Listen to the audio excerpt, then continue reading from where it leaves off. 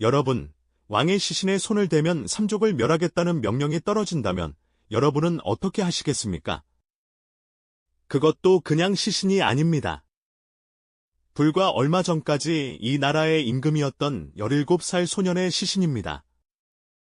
강변에 버려진 채 사흘 동안 아무도 다가가지 못했습니다. 관리도 물러났고, 백성도 외면했고, 곁을 지키던 사람들조차 겁에 질려 숨어버렸습니다. 그런데 바로 그때, 한 남자가 어둠 속에서 나타납니다. 더 소름 돋는 건 이 남자가 그날 밤 왕의 시신만 묻은 게 아니라 자기 남은 인생 전체까지 함께 묻어버렸다는 겁니다.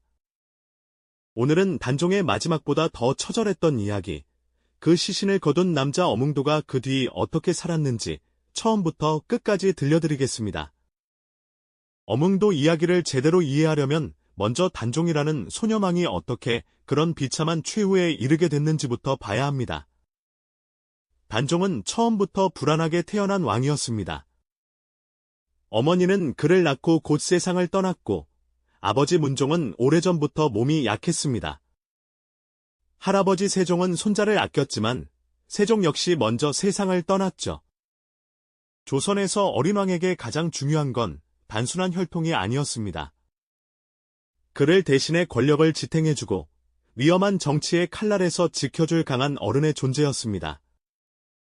그런데 단종에게는 그 울타리가 너무 약했습니다. 왕실 한가운데 태어났지만 정작 가장 보호받아야 할 순간에는 너무 일찍 혼자가 되어버린 겁니다. 문종이 죽고 단종이 12살의 왕위에 오르자 겉으로는 모든 것이 멀쩡해 보였습니다. 신하들은 예를 갖췄고 궁궐은 질서정연하게 움직였고 어린 왕은 용상에 앉았습니다. 하지만 그 왕자를 둘러싼 어른들의 세계는 전혀 평온하지 않았습니다. 모두가 알고 있었죠.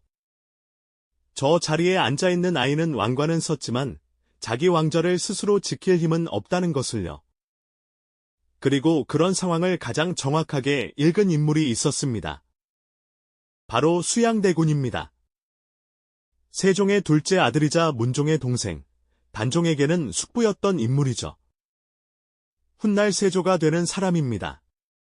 수양대군이 무서운 이유는 단순히 욕심이 많았기 때문이 아닙니다. 그는 치밀했고 오래 참고 기다릴 줄 알았고 겉으로는 충성스러운 왕족처럼 행동하면서도 속으로는 사람을 모으고 기회를 계산하고 있었습니다. 불만 있는 인물들을 끌어안고 재능은 있지만 중심부에서 밀려난 사람들을 자기 편으로 만들고 천천히 자기 세력을 쌓아갔습니다. 그리고 마침내 1453년 개유정난이 벌어집니다. 그날 밤 이후 단종을 지켜주던 정치적 울타리는 사실상 무너졌습니다. 김종서와 황보인 같은 핵심 세력은 제거됐고 소년 임금은 왕좌에 앉아있으면서도 이미 권력을 잃은 존재가 되어버렸습니다. 여기서 우리가 잊지 말아야 할 건 단종은 단순히 왕위를 빼앗긴 왕이 아니라는 점입니다. 그는 어른들의 권력 다툼 속에 던져진 어린 소년이기도 했습니다. 나라의 임금이었지만 아무것도 마음대로 할 수 없었고 가장 높은 자리에 앉아 있었지만 가장 무력한 존재였습니다. 결국 1455년 단종은 왕위를 내놓습니다. 형식상으로는 양위였지만 실제로는 선택의 여지가 없는 강요였습니다. 그렇게 수양대군은 세조가 됩니다. 하지만 세조에게 진짜 문제는 왕좌를 차지한 뒤에도 끝나지 않았습니다. 단종이 살아있는 한, 그는 언제든 다시 정통왕으로 떠오를 가능성이 남아 있었기 때문입니다. 실제로 사육신을 비롯해 단종 복위를 꿈꾸는 움직임은 계속 이어졌습니다. 살아있는 폐위된 왕은 권력자에게 가장 불편한 존재입니다. 죽은 왕보다 더 위험하죠. 그래서 단종은 영월로 보내집니다. 지금의 영월은 아름다운 풍경으로 기억되지만 그때 단종에게 영월은 세상에서 가장 외로운 감옥이었습니다. 강이 막고 절벽이 가두고 사람의 발길도 자유롭지 않은 곳. 불과 얼마 전까지 조선의 왕이었던 소녀는 이제 한양을 멀리 떠난 유배객이 되어 자신이 잃어버린 세상을 멀리 그리워하며 살아야 했습니다. 그리고 바로 그 영월에서 어몽도라는 인물이 단종과 연결됩니다. 어몽도는 영월의 호장이었습니다. 호장은 중앙에서 파견된 고위 관리는 아니지만 그 지역 향리 세력의 중심에 있는 인물이었습니다. 쉽게 말하면 영월이라는 땅의 사람과 사정을 가장 잘 알고 실질적인 영향력을 가진 토박이 지도층이었던 셈입니다. 그런데 어몽도의 특별한 점은 그가 단종을 외면하지 않았다는 데 있습니다. 당시 폐위된 왕과 가까워지는 건 단순한 동정의 문제가 아니었습니다. 자칫하면 불온한 인물로 의심받을 수 있고 영모와 연결될 가능성까지 생기는 위험한 일이었어요. 그런데도 어몽도는 단종을 찾아가고 필요한 것을 챙기고 외로운 시간을 그냥 지나치지 않았다고 전해집니다. 저는 이 부분에서 어몽도라는 사람이 가장 또렷하게 드러난다고 생각합니다. 그는 단종을 정치적 상징으로 본 게 아니라 먼저 한 인간으로 본 것 같습니다. 왕좌에서 쫓겨난 뒤에도 여전히 배고프고 춥고 외롭고 두렵고 누군가의 온기를 필요로 하는 한 사람으로 본 거죠. 그래서 단종의 죽음은 어몽도에게 그저 역사 속 사건 하나가 아니었을 겁니다. 자기가 알고 지내던 한 소년의 마지막이었고 세상에서 가장 외롭게 버려진 한 사람의 끝이었을 겁니다. 1457년 단종은 결국 영월에서 생을 마감합니다. 죽음의 방식은 기록마다 조금씩 다르게 전해집니다. 사약을 받았다는 이야기도 있고 스스로 목을 맸다는 기록도 있고 다른 방식으로 숨을 거두었다는 전승도 있습니다. 그러나 하나만큼은 분명합니다. 그의 죽음 뒤에는 최소한의 예조차 허락되지 않았다는 점입니다. 세조는 명령합니다. 시신에 손대지 말라. 장례를 치르지 말라. 이를 어기는 자는 삼족을 멸하라. 이 명령이 왜 그렇게 잔인한지 생각해보면 단순히 죽은 한 사람을 벌주는 차원이 아닙니다. 산 사람들의 양심 자체를 얼려버리는 명령이에요. 슬퍼도 움직이지 못하게 하고 불쌍해도 외면하게 만들고 사람답게 행동하는 순간 가족 전체를 파멸시킬 수 있게 만드는 겁니다. 그래서 영월은 얼어붙습니다. 관리도 움직이지 못하고 백성도 움직이지 못하고 단종을 가까이서 보던 사람들조차 겁에 질려 물러섭니다. 사람이 무정해서가 아닙니다. 누구나 불쌍하다고 느꼈을 겁니다. 하지만 그 한 걸음을 내딛는 순간 부모와 자식과 형제까지 함께 죽을 수 있다면 대부분은 발이 묶일 수밖에 없습니다. 그렇게 단종의 시신은 강변에 버려진 채 하루가 지나고 이틀이 지나고 사흘이 지납니다. 한때 이 나라의 임금이었던 17살 소년의 몸이 들짐승과 까마귀 앞에 놓여 있는데도 아무도 다가가지 못합니다. 권력의 가장 무서운 얼굴은 바로 이런 데 있습니다. 직접 칼을 휘두르지 않아도 사람 스스로 양심을 접게 만들 수 있다는 것 말입니다. 그런데 바로 그 사흘째 밤, 어몽도가 결심합니다. 저는 이 장면이 역사에서 가장 조용하지만 가장 거대한 장면 중 하나라고 생각합니다. 그는 군사를 끌고 온 것도 아니고 사람들 앞에서 대단한 의로운 말을 쏟아낸 것도 아닙니다. 그냥 더는 못 보겠다는 마음 하나로 어둠 속으로 걸어 들어간 겁니다. 하지만 그 결심은 결코 가볍지 않았을 겁니다. 어몽도에게는 늙은 어머니가 있었고 아들들도 있었습니다. 자기가 움직이는 순간 저 사람들까지 화를 입을 수 있다는 걸 누구보다 잘 알았겠죠. 그러니까 어몽도는 자기 목숨만 건 게 아닙니다. 가문 전체의 운명을 걸었던 겁니다.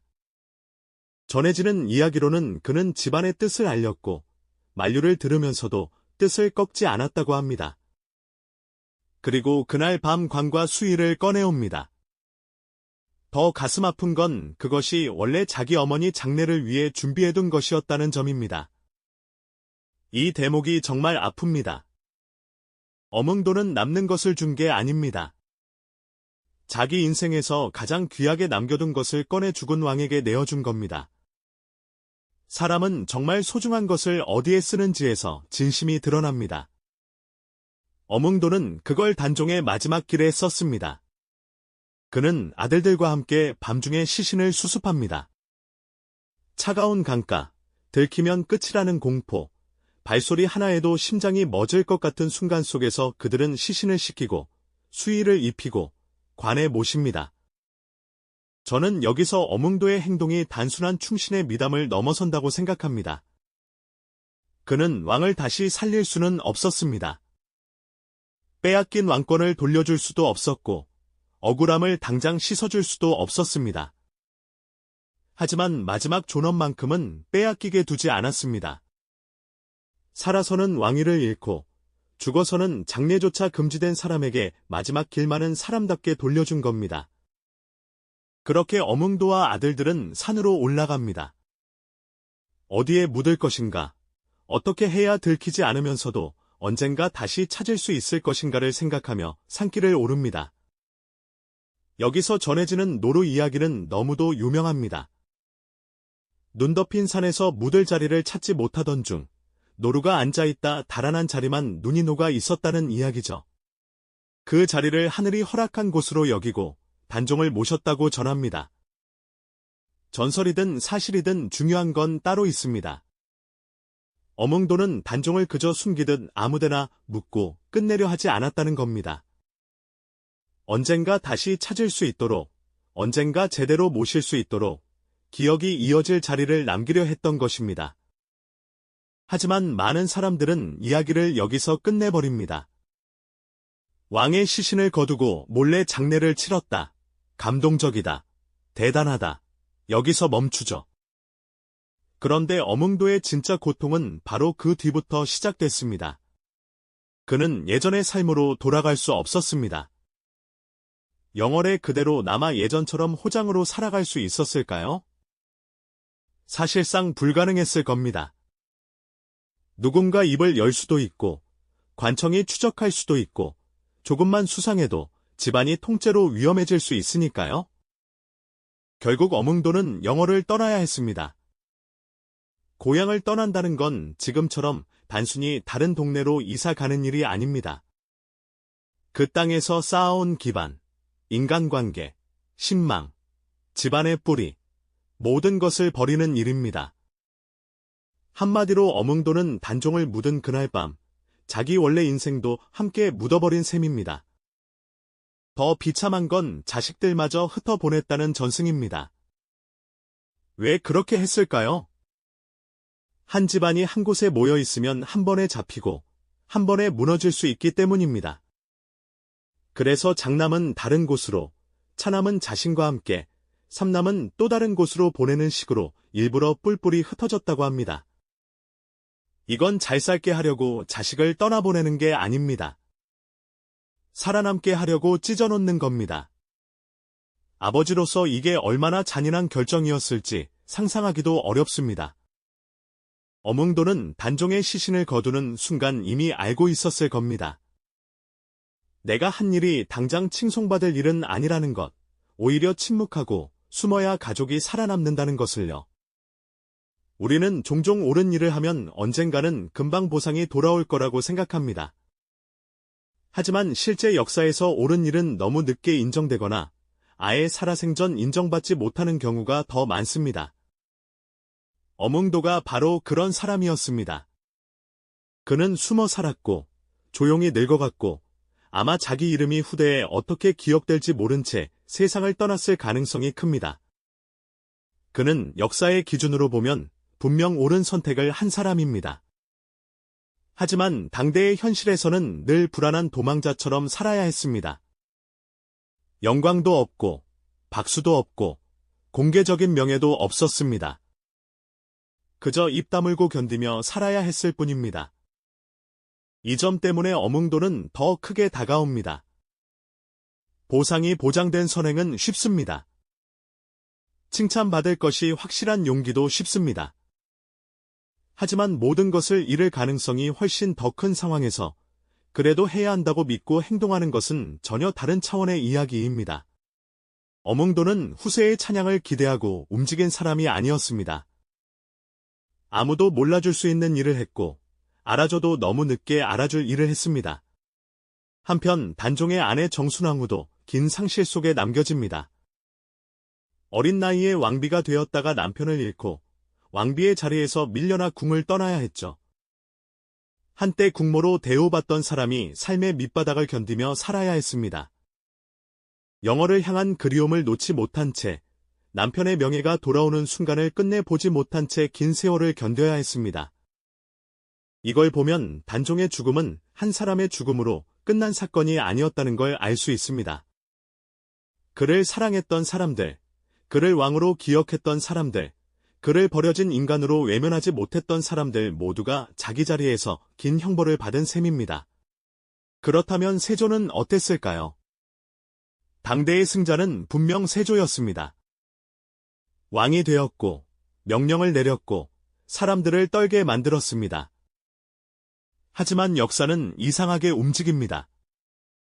당장의 승자가 분명했는데도 세월이 흐를수록 사람들은 누가 강했는지가 아니라 누가 부끄럽지 않았는지를 보기 시작합니다. 그래서 241년 뒤 숙종 때 단종은 다시 왕으로 복위됩니다. 노상군이 아니라 단종으로 돌아오는 것이죠. 이건 단순한 호칭 회복이 아닙니다.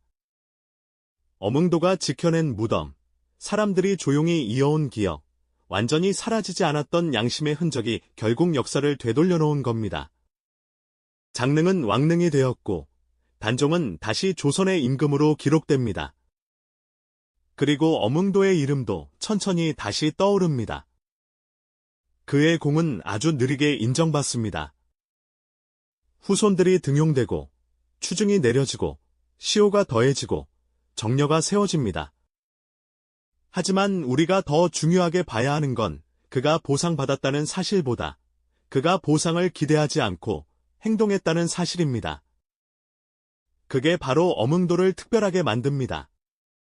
어몽도의 이야기는 여기서 끝나지 않습니다.